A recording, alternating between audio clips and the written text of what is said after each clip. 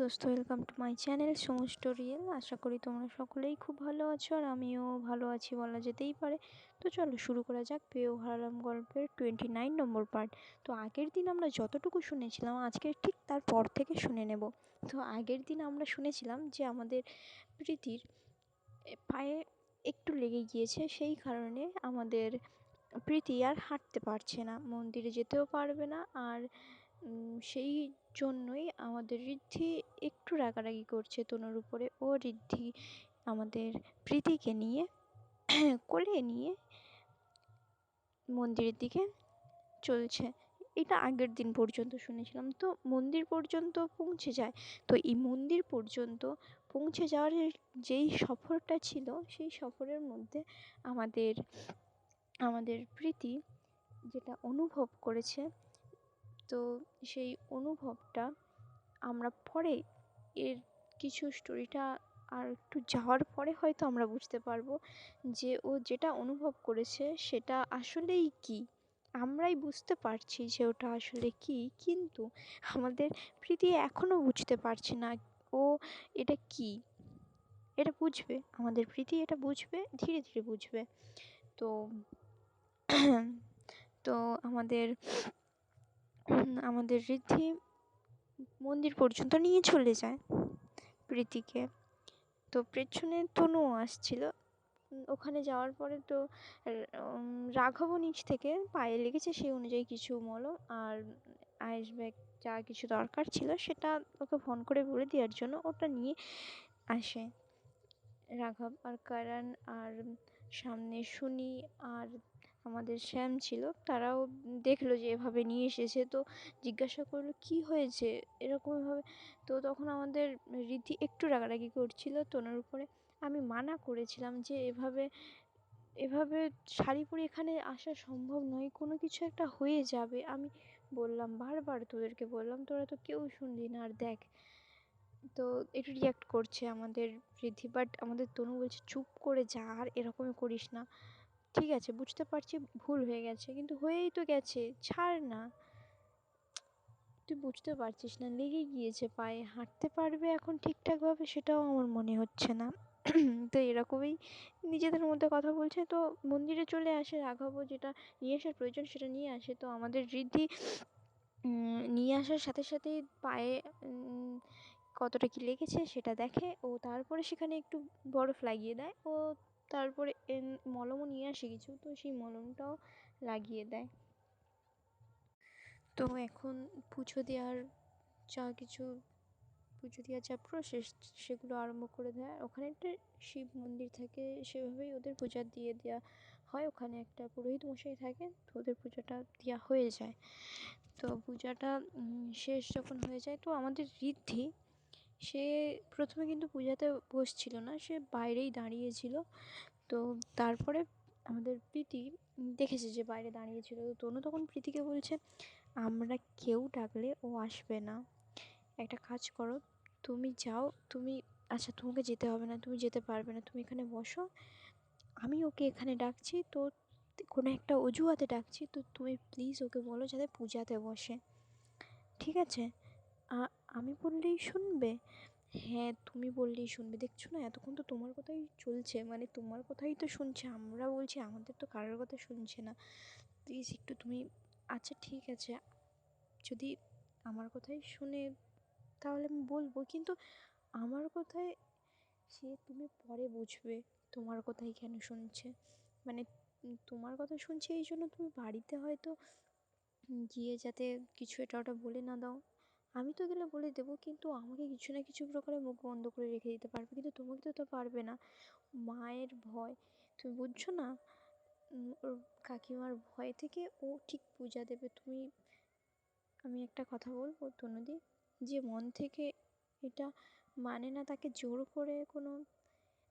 করে কিছু হবে না, কিন্তু অন্তত তোমার সাথে তো বসুক, আমার সাথে না, মানে আমাদের সাথে তো বসুক, আমরা একসাথে এসেছি।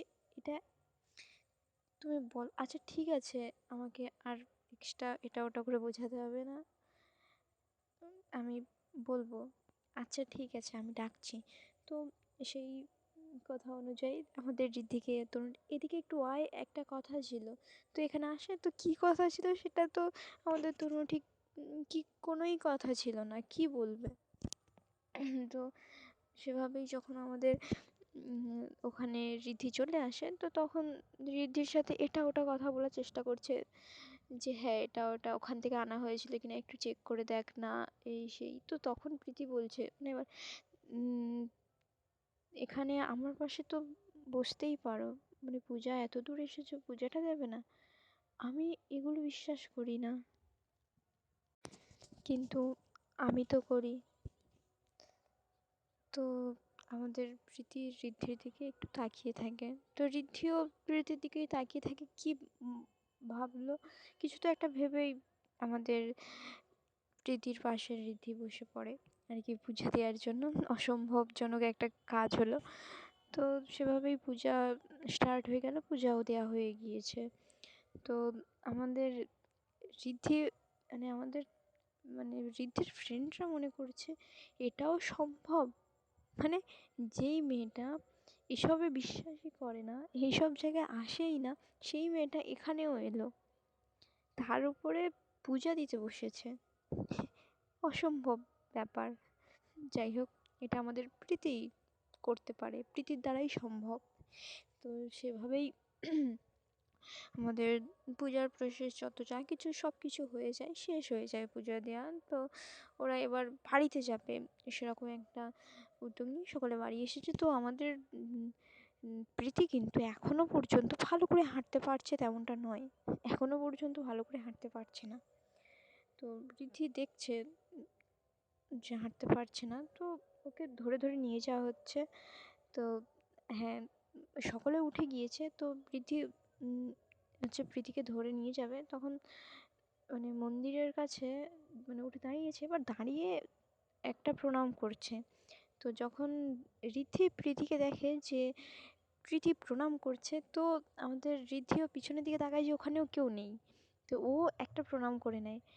মানে এক ঋদ্ধির দিকে মানে প্রীতির দিকেই তাকিয়ে ঋদ্ধি প্রণামটা করে নেয়, ঠাকুরের দিকে প্রণামটা করে আছে, কিন্তু আমাদের প্রীতির দিকে তাকিয়ে আছে ঋদ্ধি, তো প্রণাম করে নেয়। তো প্রণাম হয়ে যাওয়ার পরে যখন আমাদের প্রীতি চোখ খুলে তাকায়, মানে ঋদ্ধির দিকে যখন তাকায়, তো দেখে যে ঋদ্ধি প্রণামের মতো হাত তো জোড়ো করে আছে ঠাকুরের সামনে, কিন্তু তাকিয়ে আছে প্রীতির দিকে। তো প্রীতি বলছে, কি তুমি ঠাকুরের কাছে প্রণাম করছো এদিকে তাকিয়ে? না, আমি প্রণাম টনাম করছি না, তোমার হয়েছে সব কাজ, চলো। ওরা তো বাড়িও গিয়েছে। তো ঠাকুরমশাই তখন আসে, একটা ফুল দেয়, দিয়ে দিয়ে আমাদের প্রীতির কাছে দেয়। অলরেডি সকলে মন্দির থেকে বাইরে বাড়িয়ে গেছে, তো মন্দিরের মধ্যে আমাদের প্রীতি আর ঋদ্ধি দুজনেই ছিল, তো প্রীতির কাছে ফুলটা দিয়ে দেয়। আর এরকমই বলে একটা মাথায় হাত দেয় ফুলটা দিয়ে। তো ওই ফুলটা প্রথমে ঋদ্ধির কাছে দিচ্ছিল, ঋদ্ধি নেয়নি, ওটা প্রীতির কাছে দিয়ে দেয়। তো তখন ঋদ্ধি বলছে প্রীতিকে, এত নিষ্ঠা ভরে ঠাকুরের কাছে কি এমন চাইলে? কিছুই না, ঠাকুরের কাছে যে সবসময় চাওয়ার জন্য ভক্তি দেখাতে হয় তেমনটা তো নয়। ও, বুঝেছি, ঠিক আছে, ভালো ব্যাপার। তো ওরা ওখান থেকে চলে আসে, তো আমাদের প্রীতিও জিজ্ঞাসা করবে ভাবছিল যে তুমি কি চাইছিলে, তো সেটা জিজ্ঞাসা করতে পারেনি, কারণ তার আগেই আমাদের ঋদ্ধি বলেছে যে তোমাদের চক্করে পড়ে আজকে আমি ঠাকুর পূজাও দিয়ে দিলাম, আমাদের চক্করে পড়ে ঠাকুর পূজাও দিয়ে দিলাম, এটা কেমন কথা? প্রতিটা ঠাকুরের প্রতি ভক্তি রাখতে হয়, তুমি যেমন গান করো তেমন আমাদের দেবী সরস্বতীকে তোমাকে মানতে হয়, তেমনি সব ঠাকুরকেও মানা উচিত। যখন এটা বলেছে তখন আমাদের তনু ওখানে সবাই আসছিল, দুজনে বানানি দেখে তনু হেসে ফেলে। কি, ও গানকে খুব ভালোবাসে, কিন্তু গানের জন্য যে দেবী সরস্বতীরও আরাধনা করতে হয়, ওটা বিশ্বাস করে না। তুমি ভুল পথে যাচ্ছ প্রীতি, ওটা ও করেই না কোনো দিন। তুই এভাবে বলিস না। হ্যাঁ, ঠিকই বলেছ। আমি আমি করি তো, আমি করি। চুপ কর তোরা। চল। তো পিছনে শুনিও ছিল, শুনিও হাসছিল। তো সকলে চলে গেল যে প্রীতি এরকমই বলছে গানকে এতটা শ্রদ্ধা করে, গানটাকে এতটা ভালোবাসে, তো এটা তো স্বাভাবিক না যে কোনো কারোর মাথায় আসবে। তো সেভাবেই সকলে ওখান থেকে বাড়িয়ে যায়। তো ঋদ্ধি খুব সামনে আমাদের প্রীতিকে হাত ধরে আস্তে আস্তে কিন্তু মানে নামিয়েছে, মানে পোর্ট থেকে আস্তে আস্তে নামিয়েছে। তো জিজ্ঞাসা করলো তুমি কি এখন হেঁটে যেতে পারবে? তো আমাদের প্রীতিও তেমন বললো হ্যাঁ আমি হেঁটে যেতে পারবো, কিন্তু প্রীতির অনেকটা পায়ে পেন হচ্ছিল, কিন্তু তাও বললো যে হ্যাঁ হেঁটে যেতে পারবো। আর আসলে প্রীতি চাইছিল না যে আমি হেঁটে না গিয়ে যদি বলি না আমি হাঁটতে পারবো না, তখন তো আরও সমস্যা হবে, তাই না? হয়তো আবার হুট করে এরকমই কোলে করে যদি নিয়ে নেয়, এরকমই হয়তো ভাবছিল। তো একটু কষ্ট করে হেঁটে হেঁটে হেঁটে হেঁটে নিচে নামার চেষ্টা করছে। তো নিচে নামতে গিয়ে তেমনটা কষ্ট হয়নি, তবে রাস্তাটা যে খুব ভালো ছিল তেমনটা নয়। তো ওই রাস্তায় ভালো মোটামুটি ধরে নিয়ে এসেছে। তো ঋদ্ধিও হালকা হালকা বুঝতে পারছিল যে না মানে ভালোভাবে হাঁটতে পারছে না, কষ্ট তো একটা হচ্ছে। তো ভাবলো যে আবার কোলে করে নিয়ে যাবে, কিন্তু প্রীতির দিকে তাকিয়ে তো প্রীতি হাবভাব দেখে বুঝতে পেরেছে যে ওকে ওরকমভাবে নিয়ে আসার জন্য ও কমফোর্টেবল ফিল করছে না। হ্যাঁ, কমফোর্টেবল ফিল করছে না ওর মুখ দেখে মনে হচ্ছে, কিন্তু কী ফিল করেছে সেটা সেটা একমাত্র প্রীতিই বলতে পারে। তো এভাবেই ধরো কোনো রকমভাবে আমাদের প্রীতি হেঁটে হেঁটে সকলেই গাড়ির কাছে পৌঁছে যায়। তো গাড়ি থেকে পৌঁছে যায়, ওখান থেকে ড্রাইভারকে ফোন করা হয়। ড্রাইভার ওখানে ছিল না। তো ড্রাইভারকে ফোন করার পর ড্রাইভার আসার পরে ওদেরকে একটা জায়গায় নিয়ে যায়। সেখানে একটু পার্ক মতো একটা জায়গা ছিল, ওখানে নিয়ে যায়। তো তখন প্রায় অনেকটা দুপুর হয়ে যায়। তো পার্ক মতো যে জায়গাটা, ওখানটা একটা জায়গা ছিল সেখানে খাওয়া দাওয়ার ব্যবস্থা মানে কিনে, ভালো জায়গা, মানে ওখানে খাওয়া দাওয়ার জন্য একটা সঠিক জায়গা ছিল। একটু পার্ক ছিল সাইডে। এটা রেস্তোরাঁ টাইপের বলা যেতেই পারে, আবার নাও বলা যেতে পারে। তো সেখানে যায়, সেখানে সকলে খাওয়া দাওয়া করে, খাওয়া দাওয়ার ব্যবস্থা ওখানেই হয়। তো আমাদের সকলে তো খাওয়া দাওয়া কমপ্লিট করে নেয়। তো খাওয়া দাওয়া হয়ে যাওয়ার পর পার্কে গিয়ে ওখানে বসে থাকে সকলে। এবার পার্কে ওখানটাতে খুব সুন্দর একটা সামনের দৃশ্য দেখার মতো, একটু ঝিল মতো ছিল। তো ওখানে অনেক সুন্দর সুন্দর পাখি আসে। তো ও পাখিগুলো দেখার জন্য অনেকে অনেক সকাল সকালে যায়, কিন্তু অনেক দুপুর হয়ে গেছে বলতেই পারো, যে দুপুর পাড়িয়ে গিয়েছে অনেকটা, মানে বিকেল বিকেল হয়ে যাবে এমনটা। তো অনেকটা রাস্তায়, তো ওখানে বসে বসে ওগুলোই দেখছিল। এবার বিকেল টাইমটাতেও ওখানে পাখিরা থাকে, এবার ওখান থেকে আবার পাখিরা উড়ে চলে যায় নিজের বাসায়, এমনটা একটা সুন্দর দৃশ্য। যে আর ওখান থেকে সূর্যটা খুব সুন্দর দেখায়। তো ওখানেই বসেছিল অনেকটা সময় ধরে। তো একে অপরের সাথে গল্প করা হচ্ছিল। তো বিশেষ করে শ্যাম আর কারণকে নিয়েই গল্প করা হচ্ছিল, কারণ আমাদের শ্যাম আর কারণ এই যে এটা প্রপোজালটা অ্যাকসেপ্ট করা হলো, এরপরে এদের কী হতে পারে, যে বাড়ির সকলের সাথে কথা বলতে হবে, এই নিয়ে কথা হচ্ছিল। তো তখন মানে আসলে এই মন্দিরে আসার আগেই তো বিয়ে নিয়ে কথা হচ্ছিল। তো সেই অনুযায়ী আমাদের ঋদ্ধি কথাটা আরম্ভ করে, আমাদের কারণকে বলে দেখ ভাই, এগুলো তো হয়ে গেছে এই প্রসেসগুলো, এবার আমাদের এক্সামটা কমপ্লিট করিয়ে তারপরে তো বিয়ে দেওয়ার ব্যাপারটা আছে। তো তখন আমাদের শ্যাম কারণের দিকে তাকায়, তো কারণও হাসে, তো বলে হ্যাঁ, মানে অ্যাকচুয়ালি কারণের ফ্যামিলিতে তেমন কেউই নেই। কারণের ফ্যামিলিতে ওর মা আছে, এবার মা ও আর একটা বোন আছে সেই হিসেবে। এবার শ্যামের ফ্যামিলিতে এবার ওর বাড়িতে যারা আছে তাদের সাথে কথা বলতে হবে। অ্যাকচুয়ালি শ্যাম হচ্ছে এখানে একটা হোস্টেলে থাকে, ওর বাড়িটা এখানে নয়, তো সেই অনুযায়ী ওর বাড়িতে গিয়ে কথা বলতে হবে। তো কারণকেই বলা হচ্ছিলো যে ফ্যামিলি নিয়ে যাতে শ্যামের বাড়িতে যায়। তো শ্যামও এগ্রি করলো যে হ্যাঁ এরকমই বাড়ি থেকে। এবার রাঘব, রাঘব না, কারণকে যে রিজেক্ট করে দেবে তেমনটা ছেলে আমাদের কিন্তু কারণ নয়।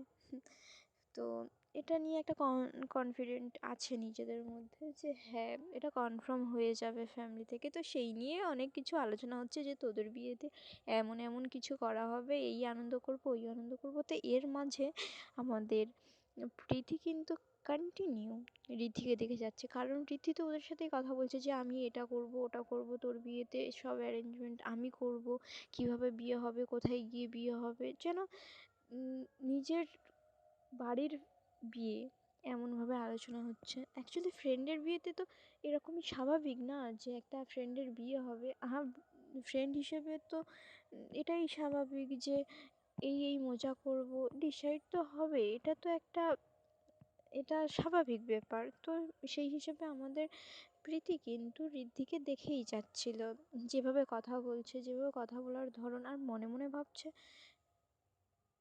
না, যখন অনেকক্ষণ ধরে তাকিয়ে থাকে হঠাৎ করে যে এমন মনে হয় যে হ্যাঁ আমি অনেকটাক্ষণ সময় ধরে দেখছি, এদিক ওদিক তাকিয়ে নেই যে কেউ আমাকে দেখছে না তো, যে আমি এরকমভাবে দেখছি বলে, যে সঙ্গে সঙ্গে মুখটা অন্যদিকে ঘুরিয়ে নেয়, ঘুরিয়ে নিয়ে ওখান থেকে উঠে পড়ে, মানে ওর পায়ে লাগা, তো ও ওখান থেকে উঠে হেঁটে যাওয়ার চেষ্টা করে, কিন্তু উঠে যখন পড়ে তো সকলে ওর দিকে তাকায়।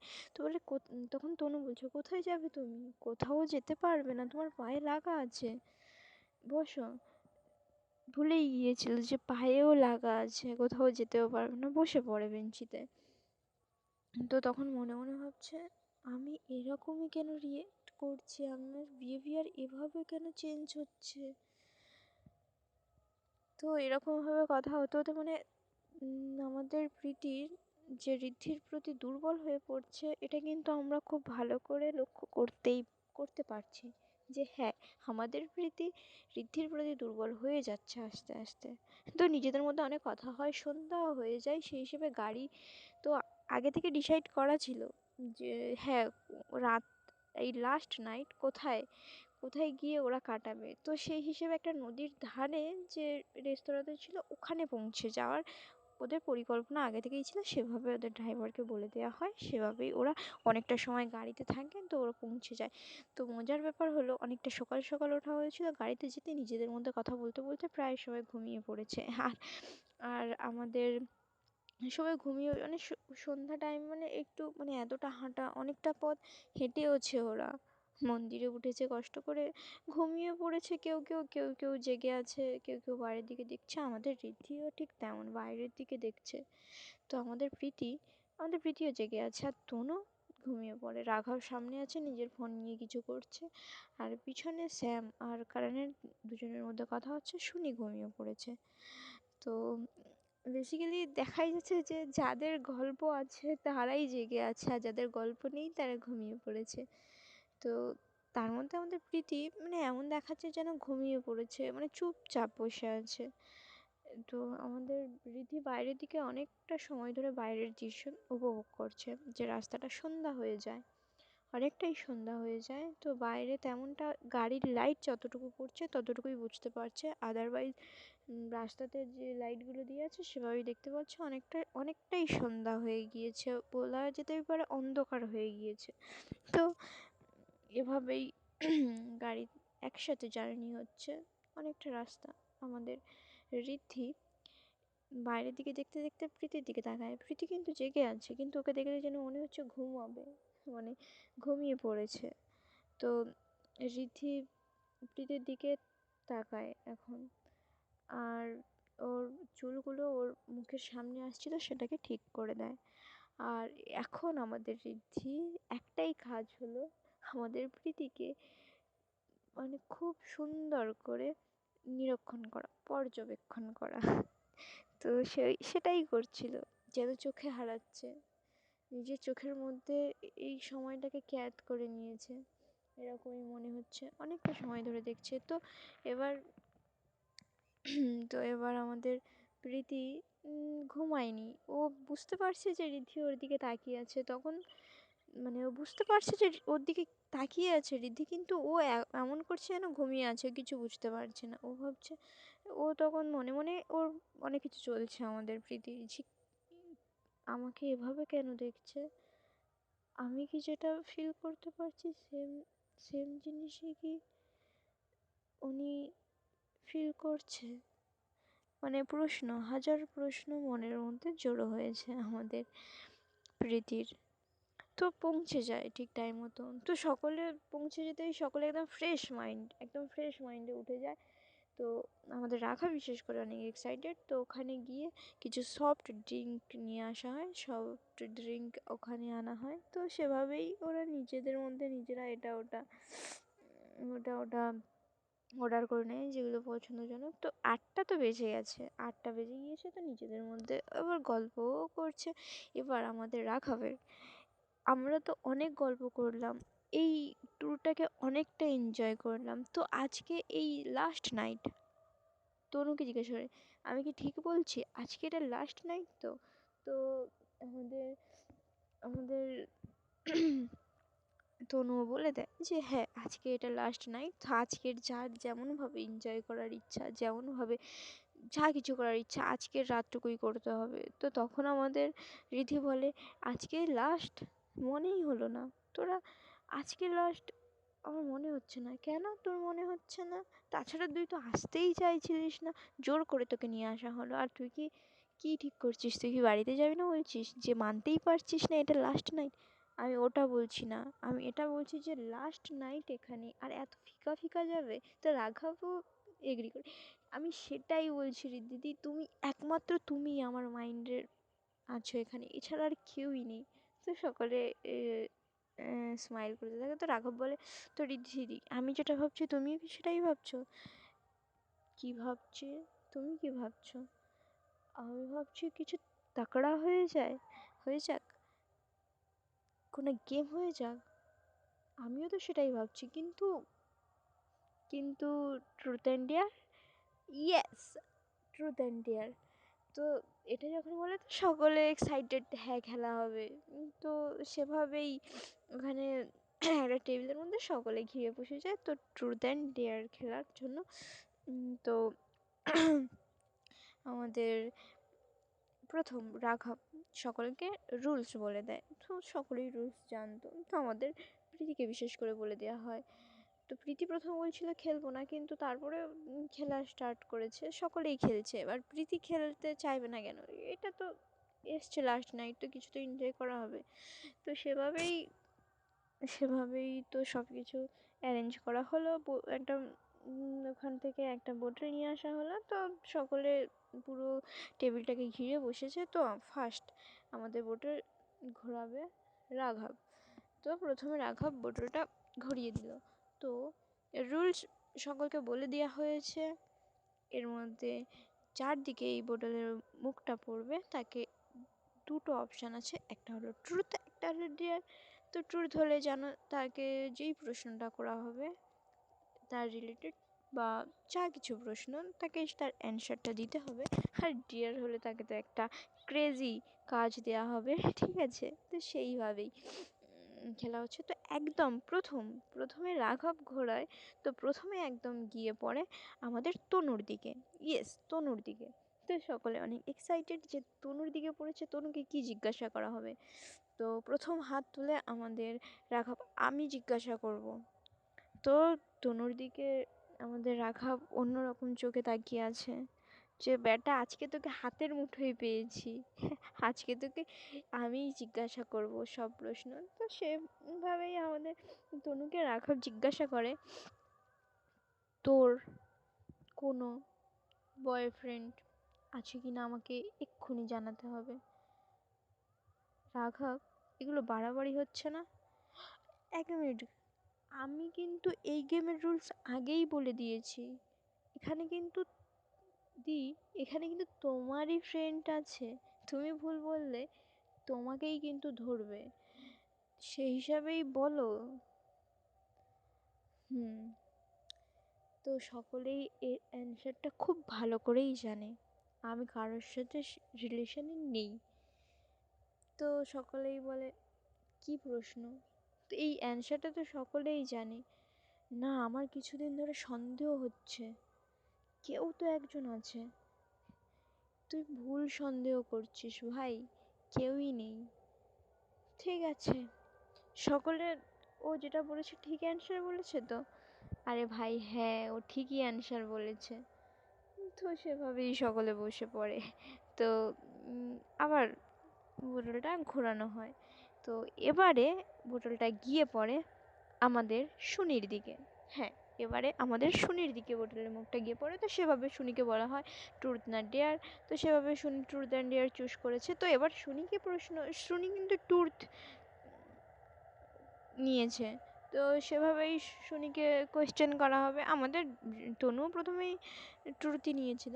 তো সেভাবে প্রশ্ন করছে, আমাদের কারেন্ট প্রশ্ন করছে শুনিকে। আমার প্রশ্ন আছে। হ্যাঁ, কি প্রশ্ন? প্রশ্নটা হলো, তুই এই কিছুদিন আগে, আমাদের প্রোগ্রাম হওয়ার বেশ কিছুদিন আগে, তুই ছুটি নিয়ে বাড়িতে গিয়েছিলিস। তো ঠিক সেখানেই একটা কেস, যেটা আমি শুনলাম, ওই কেসটা কি আমাদেরকে একটু খুলে বলে যাবে, যেটা ঘটেছে? মানে মানে আমাদের কাছ থেকে ঠিক যেটা লুকিয়ে যাওয়ার চেষ্টা চলছে, সেটা আমাদের সকলকে বলে দেওয়া হোক। কি চলছে? তোরা কেউ জানিস না, আমিও জানতাম না। আমাকে যদি ওখান থেকে বিক্রম না ফোন করে জানাতো। তো আমাদের শুনি নিচে তাকিয়ে নেই যে হ্যাঁ কিছু একটা হয়েছে, যেটাও বলছে না কাউকে। আর সত্যি কিছু একটা হয়েছে। এবার সেটা তেমন বাড়াবাড়ি কিছুই নয়। তো আমাদের শুনি বলে, দেখ, এটা আমাদের কাছ থেকে লুকিয়ে যাওয়ার চেষ্টা, কিন্তু আমরা সকলেই ধরে ফেলবো আজকে না হয় কালকে, কিন্তু আজকে যেহেতু খেলা হচ্ছে তোমাকে তো সব সত্যি বলতে হবে। তো তখন আমাদের তনু বলে, শুনি কি এমন লুকিয়ে যাচ্ছে সে আমাদের থেকে বলতো? আরে বাবা, আমি কিচ্ছু লুকিয়ে যাচ্ছি না। আরে ওটা একটা হাতছা, আমার ওর মধ্যে কোনো হাত নেই। কি হয়েছে সেটা তো বলতে হবে আমাদেরকে। আসলে শুনি ওর বাড়িতে গিয়েছে, মানে ও ছুটির জন্য নিজের বাড়িতে ছুটি নিয়ে নিজের বাড়িতে গিয়েছিল, সেটা আমরা গল্পের প্রথমের দিকেই শুনে নিয়েছিলাম। আর সেখানে একটা হাতছা এই হয় যে ওকে একটা ছেলে প্রপোজাল দেয়। হ্যাঁ, ওকে, ওর চেনাশোনাই একটা ছেলে ওকে প্রপোজাল দেয়। সেই ছেলেটা ওকে প্রপোজাল দিয়ে ওকে বিয়ে করার কথা বলে, কিন্তু ফাইনালি ও বিয়ের জন্য না বলে দেয়। কারণ শুনি এই নিয়ে কোনো কিছু ছিল না, সেই জন্যই আমাদের শুনি না বলে দেয়। তো সেটা নিয়ে অনেক বড় একটা হাঙ্গামা হয়েছে। আর সেই হাঙ্গামাটা হলো তার বাড়িতে গিয়ে, মানে অনেক গণ্ডগোল পাকিয়েছে। আর গণ্ডগোল পাকিয়েছে এটাই বলে যে ও আগে ওই ছেলেটার সাথে রিলেশানে ছিল, বাট এখন বিয়ের কথা হচ্ছে, এখন অনেক দিন হয়ে গেলে কন্ট্যাক্ট রাখছে না। তো এই ব্যাপারে কিছু একটা গণ্ডগোল হয়েছে, তো সেটাই সকলকে বলে। তো যখন সকলে এই কথাটা শুনলো, তখন আমাদের তনু বলছে, ও 1 মিনিট, এই কেসটা তো আমরা আগেই শুনেছিলাম। আমি জানতাম এই ছেলেগুলো না এইরকমই হয়, বুঝেছিস? ওই জন্য আমার ছেলেদের প্রতি না একটুও বিশ্বাস নেই। তখন কারান আর রাঘব তাকিয়ে থাকে তনুর দিকে, কারণ এই মামলাটা ঠিক হয়ে গিয়েছিল, দুজনের মধ্যে ব্রেকআপ হয়ে গিয়েছিল। আর ছেলেটা উল্টে এর উপরে দোষারোপ করছে, বাড়িতে গিয়ে অনেক কিছু করছে। আর সেই জন্যই আমাদের সুনির বাড়িতে একটু গণ্ডগোল মতো হয়ে যায়। ওই জন্য ও ঠিক টাইম দিতে পারেনি প্রোগ্রামে, এটা প্রোগ্রামের সময় আমরা দেখেছি। তো যখন তনু বলছে যে হ্যাঁ এই ব্যাপারটা ও আগেই শুনেছে, তখন তখন কারণ বলে, মানে আমরা কেন এই ব্যাপারটা জানি না? তখন ঋদ্ধি বলে, হ্যাঁ এই ব্যাপারটা আমিও আগে শুনেছিলাম, কিন্তু ব্যাপারটা তো ঠিকই ছিল। কিন্তু এখন আমি বলছি কি, ছেলেগুলোদের বিশ্বাস করা যায় না, ওরা বিশ্বাসযোগ্য নয়। এবার যখন এটা বলছে, তখন আমাদের আমাদের কারণ আর রাঘব তনুর দিকে তাকিয়ে আছে। তো বলছে, দেখ, আমি সব ছেলেদের কথা বলছি না, তোরা দুজনে ভালো, আমার ভাইটাকে ছেড়ে তুই ভালো, কিন্তু সব ছেলে। তখন আমাদের আমাদের রাঘব বলছে, হ্যাঁ তোর ভাইটা খুব বাজে, তাই না? তো তোর ভাইটা কি এমন করেছে এত বাজে? চুপ করো, এখন চুপ করে বসো, আমি পরে তোমাকে ধরছি, তোমার পালাটা আসুক। এই খেলা হচ্ছে, এটা খেলার মধ্যে তোরা এরকমই সিরিয়াস দিকে চলে যাচ্ছিস কেন? ওই জন্য ভাই বোনকে নিয়ে খেলা করাতে নেই, বা ভাই বোনকে নিয়ে খেলা করাতে নেই। তুই দেখ না, এই আমি রাঘব, তৈরি থেকো, খেলাটা তুই স্টার্ট করেছিস তো। দি, কি দি? আমি খেলা থেকে এক্ষুনি চলে, তুই স্টার্ট করেছিস, তুই বসে থাকবি? এত গন্ডগোল কিসের বাবা? এত গন্ডগোল করতে হবে না, খেলা স্টার্ট করা আমাদের। শুনি সব কিছু বলে দিয়েছে, আর তেমন কিছু জানার নেই, তুমি ঘোরাও। আর এটা আমরা সবাই আগে থেকে একটু করে শুনেছিলাম, এই ব্যাপারটা আমরা আগে থেকে একটু জানি, তো এই বলে ওটাকে বন্ধ করে দেওয়া হয়। আর তারপরে আবার বোতল ঘোরানো হয়। তো বোতলটা এবারে গিয়ে আমাদের এবারে গিয়ে কিন্তু আমাদের রাঘবের কাছেই পড়ে। হ্যাঁ, রাঘবের কাছে গিয়ে পড়ে। তো রাঘবের কাছে যখন ট্রুথ না ডিয়ার চুজ করতে বলেছে, তো ও ট্রুথ আর নেয়নি, ও ডিয়ার নিয়ে নিয়েছে। আমি ডিয়ার নেব। আচ্ছা ঠিক আছে, আমি প্রশ্ন করব না, একজন একবারই প্রশ্ন করবে, একজনই একবারই কাজ দেবে। হ্যাঁ ঠিক তো, কিন্তু আমি তো এখনো পর্যন্ত কাজ দিইনি, তো আমরা পরের দিন জানবো যে রাঘবের আসলে কি কাজ দেবে। ঠিক আছে, আজকে স্টোরিটা একটু বড়ই করলাম, তো পরের দিন আমরা এই ট্রুথ অ্যান্ড ডেয়ার খেলাটা কমপ্লিট করব। আজকে এই পর্যন্ত থাক। তো অল আমার ফ্যামিলি, তো তোমাদের তোমাদের সকলে নিজেদের খেয়াল রাখো। তো আজকে এই পর্যন্ত, বাই বাই।